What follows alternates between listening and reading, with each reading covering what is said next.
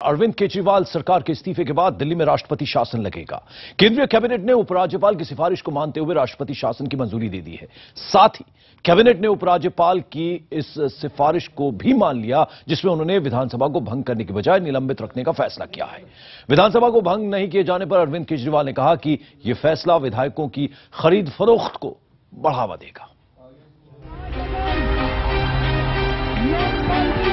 अरविंद केजरीवाल सरकार के इस्तीफे और विधानसभा भंग करने की सिफारिश को लेकर दिल्ली में मचे राजनीतिक कोहराम को उपराज्यपाल नजीब जंग ने शनिवार को विराम देने की कोशिश की। उपराज्यपाल ने शनिवार को केंद्र सरकार को अपनी रिपोर्ट भेज दी। इस रिपोर्ट में उपराज्यपाल ने दिल्ली विधानसभा को निलंबित कर राष्ट्रपति शासन लगाने की सिफारिश की है। केंद्र को भेजी गई अपनी सिफारिश में नजीब जंग ने 70 विधायकों वाली दिल्ली विधानसभा को भंग किए जाने की केजरीवाल की मांग पर असहमति जताई है। इस बीच अरविंद केजरीवाल ने ट्वीट कर कहा है कि विधानसभा का निलंबन क्यों? क्या इससे विधायकों की खरीद फरोख्त को बढ़ावा नहीं मिलेगा? या तो ये सरकार बनाए मिलके, या दूसरा ऑप्शन फिर ये है कि विधानसभा के चुनाव कराए जाएं और लोकसभा के साथ करा दिए जाएं। हम तो चाहेंगे कि तुरंत चुनाव हो। हम तो दिल्ली की जनता के बीच जाके अब यही कहेंगे। दिल्ली की सरकार से बाहर आने के बाद आम आदमी पार्टी ने देश भर में झाड़ू चलाओ बेईमान भगाओ अभियान शुरू करने की घोषणा की है। पार्टी ने कहा है कि भ्रष्टाचार के मुद्दे पर उसकी सरकार गिरी है।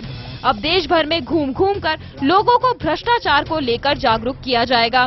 इस बीच मौके की नजाकत को भांपते हुए बीजेपी ने भी रणनीति बनाई है। बीजेपी ने कहा है कि वो 18 फरवरी को जंतर मंतर पर धरना देकर आम आदमी पार्टी के झूठ को घर घर जाकर लोगों को बताएंगे। जंतर मंतर पर 18 तारीख को एक बड़ा धरना दिया जाएगा जी।